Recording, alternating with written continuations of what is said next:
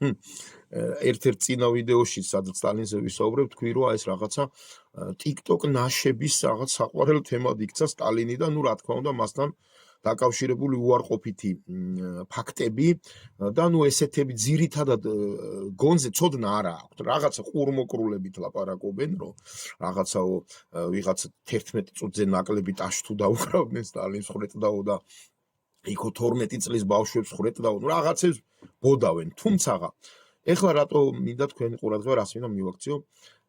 განსაკუთრებული ბოდვები აღმოვაჩინე TikTok-ზე, ვიღაცა ჩერჩეთი ქალი ზის და თან აი რა შვებეცი, მე მოგიყვებით უცნობ ფაქტებს სტალინის შესახებ, რა თქვენ არ გაგიგიათ და ყვება რას, რომ პოლონეთს, ანუ სტალინი იყო ჰიტლერის მოკავშირეო მეორე მსოფლიო ომის, ადრეო, მანამდეო, რომელ მანამდე არ ვიცი, მაგრამ იყო ჰიტლერის მოკავშირეო და ჰიტლერმა და გერმანიამ პოლონეთი გაიყვესო.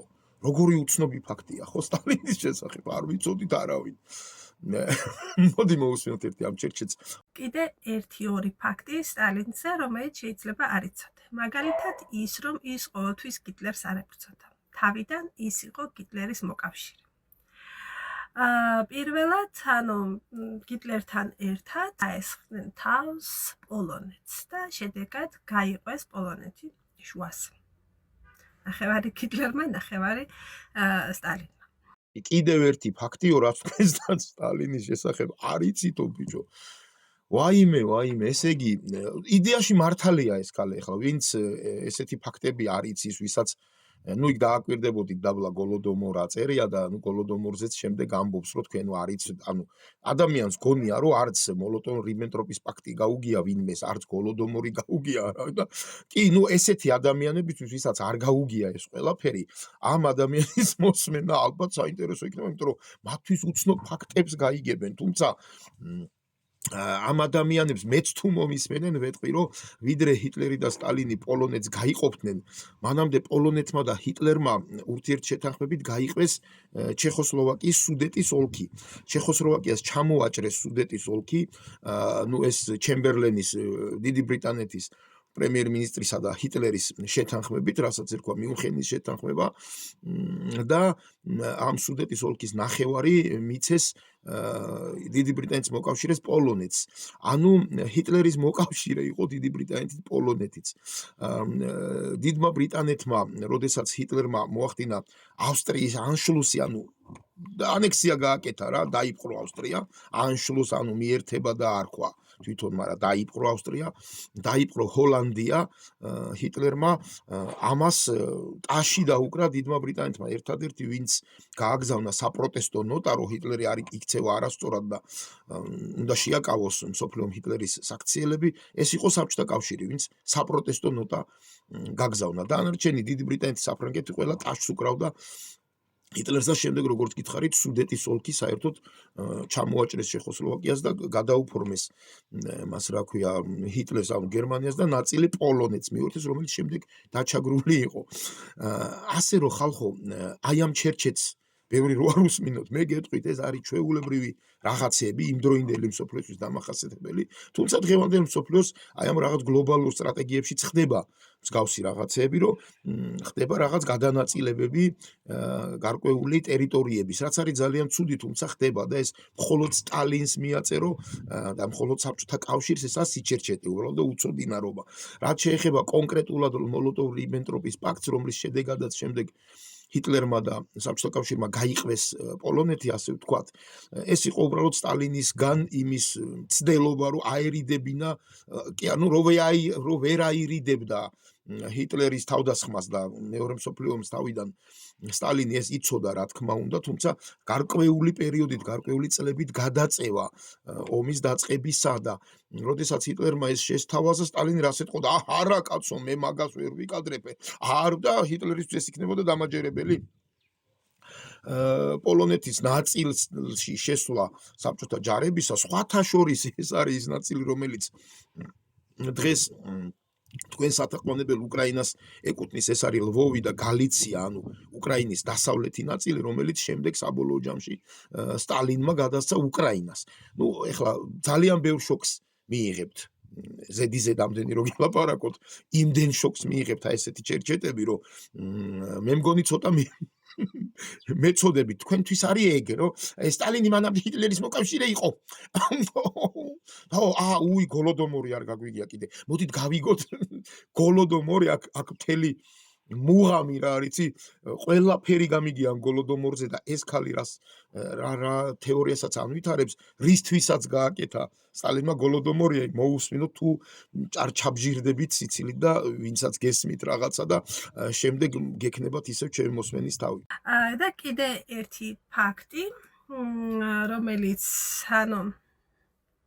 სტალინმა იმისათვის, რომ ამერიკას გაჯიბრებოდა ესე კოსმოსურ თამაშებში რო აყოლოდა და რაღაცა ჩვენც მაგრები ვართო და რაღაცა ამისათვის უკრაინას წართვა მთელი ხორბლის და ყველანაირი რესურსი, რომელიც აი საკვებზე უნდა წასულიყო და შესაბამისად, ეს მოახმარა ყველაფერი აი ამ კოსმოსური რაღაცა თამაშების განვითარებას და 2 წლის განმავლობაში უკრაინა დატოვა საჭმლის გარეშე. ამ ფაქტს ეწოდება გოლადამორ, შიმშილით გაწყვეტა. 2 წლის განმავლობაში ადამიანებს საკვები არ ჰქონდათ. და ჩაკეტილები იყვნენ აი ამ სივრცეში და მარტო ეს ამ ინფორმაციამ გაჟონა ეს შემთხვევით ეს არა ქვია, როცა უცხოელი ჟურნალისტები, ფოტოგრაფები შევიდნენ ამ ტერიტორიაზე და დააფიქსირეს რა ხდებოდა რეალობაში. სადღაც 7 მილიონიდან 10 მილიონამდე უკრაინელი გარდაიცვალა შიმშილით. და რო გაჩვენოთ ეს ფოტოები, როგორი მდგომარეობაში იყო ხალხი მაგ დროს, ხო? აი დამჯერად გული შეგიწუხდება და მსგავს შემზარავ რაღაცას სხვაგან ვერ ნახავთ. არ ვიცი რა, სასტიკი და ძალიან ბევრი დანაშაულის ჩამდენი ადამიანი იყო სტალინი. რა იცოდეთ? კიდე. ძალიან მოკლედ რა. ბიჭო გოლოდომორი სტალინს ესე იგი უკრაინელებისთვის წაურთმევია ხორბალი და 2 წელი უშიმშილებია, იმიტომ რომ ამერიკის შეერთებულ შტატებს გაჯიბრებოდა კოსმოსის ათვისებაში, გესმით? თან აქ რა მეც მაგარი ვარო და ამერიკელებს დაწეოდა უნდა კოსმოსს. ამერიკელებს ამ დროისთვის, როცა გოლოდომორი ხდება უკრაინაში და საბჭოთა კავშირში, ამერიკელებს ამ დროს კოსმოსი უკვე ათვისებული აქვთ. აი ამ ჩერჩეტის აზრით. და სტალინი მათ ეწევა და ხორბალს, იმიტომ ართმევს უკრაინელებს, რომ ეს ხორბალი გაყიდოს და ამ ფულით კოსმოსის ათვისებაში გაეჯიბროს და დაეწევს ამერიკელებს. გოლოდომორი 1930-32 წლებია შეჩერჩეტო. 1930 წელს ამერიკას ათვისებული ქონია კოსმოსი და სტალინი მე ხორბლებს ყიდიდა, რომ კოსმოსი 1930 წელს რკინიგზა არ არის ნორმალურად განვითარებული და ავიაცია ფეხს იდგამს, ასე ვთქვათ. 1930-32 წლებში მეცნიერებამ 25 წელიწადში გააკეთა სერიოზული ნახტომი და მივიდა ურმიდან კოსმოსამდე. არ ვიცი, ენამება ესე ამან თან კიდევ ერთი ფაქტი, რომელიც არ იცით, გოლოდომორი ვინ არ იცის, ვისაც ოდნავ საბჭოთა კავშირის შესახებ რამე წაუკითხავს, გოლოდომორი აქ ენაზე დახვეული ყველას და ამ ჩერჩეტის აზრით ვინც არ იცით რა გოლოდომორი, უსმინეთ ამ ჩერჩეტს თქვენ. ბევრ ბჭყალები საინტერესო რამეს გაიგებთ, თუნდაც იმას, რომ 1930 წელს ამერიკას კოსმოსი ქონია კაცო ათვისებული და სტალინი ეწეოდა. ამასთანავე 7-დან 10 მილიონამდე უკრაინელი გაწყვიტაო ამ გოლოდომორით სტალინმაო. ნებისმიერი წყარო, აი ყველაზე ანტისტალინური წყარო 4 მილიონს არ ცდება. გოლოდომორის მსხვერპლები არის 4 მილიონი. ამან 7-დან 10-მდე აწია.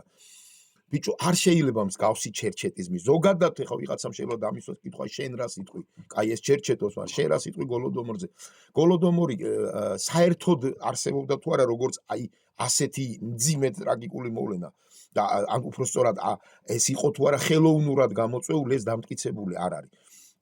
ხორბლის დეფიციტი მაშინ იყო მთელ ევროპაში და გოლოდომორის მსგავსი სიტუაციები ამერიკის შეერთებულ შტატებშიც იყო და ევროპაშიც იყო.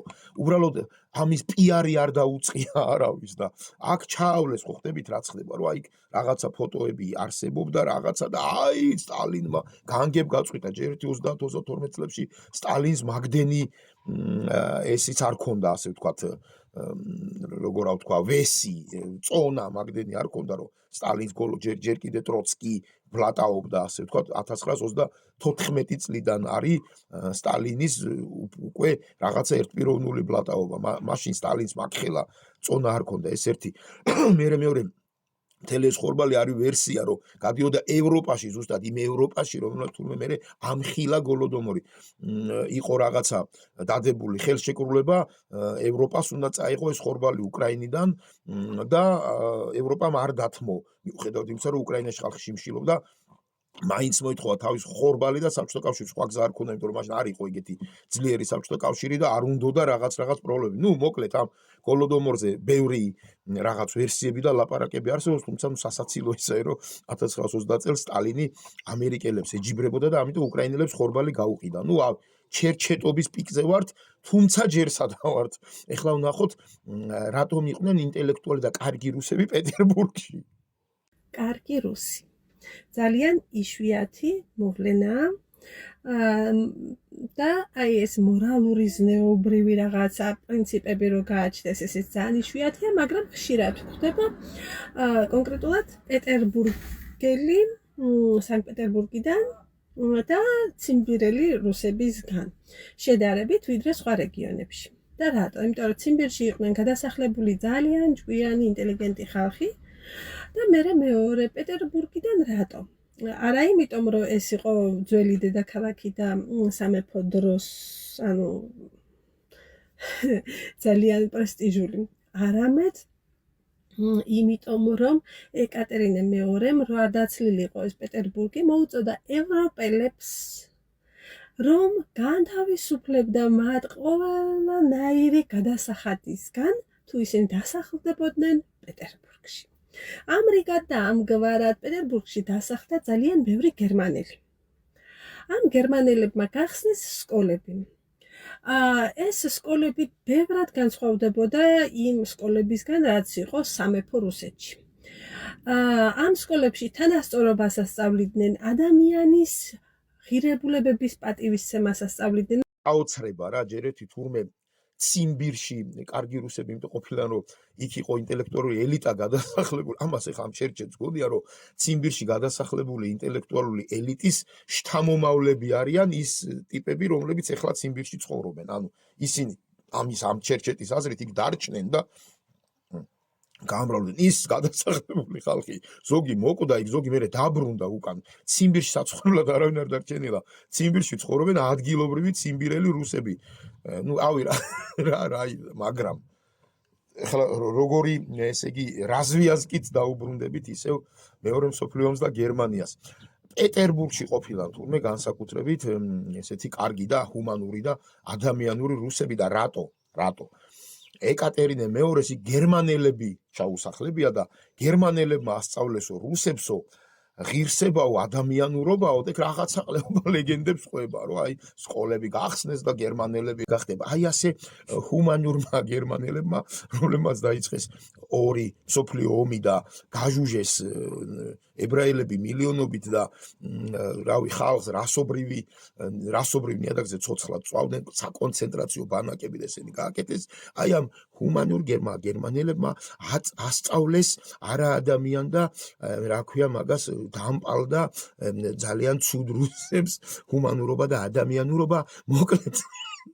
მოკლედ გილოცავთ დღევანდელ დღეს 9 მაისს და გილოცავთ იმას, რომ ვინც რა არ უნდა ბოდიში და აცუოს და აკუოს, ქართველი კაცის სახელთან იქნება მუდამ დაკავშირებული მსოფლიოში ფაშიზმის მძიმეს ენის დამარცხება, ყავისფერი ჭირი, როგორც მას ეძახოდნენ და კიდე ძალიან დიდხანს გაიბოღმებიან და გასკდებიან ბოღმაზე დღევანდელი გერმანელებიც, რომლებიც ვერ იტანენ აი ამ ყველაფერს, რომ გერმანია ასოცირდება აი ამ საშინელებებთან და ყველაფერს იზამენ, რომ ეს ყველაფერი იქით სხვას გადააბრალონ თავიანთი არაადამიანურობა და მთელი ევროპა ზუსტად ამიტომ სკდება ბოღმაზე.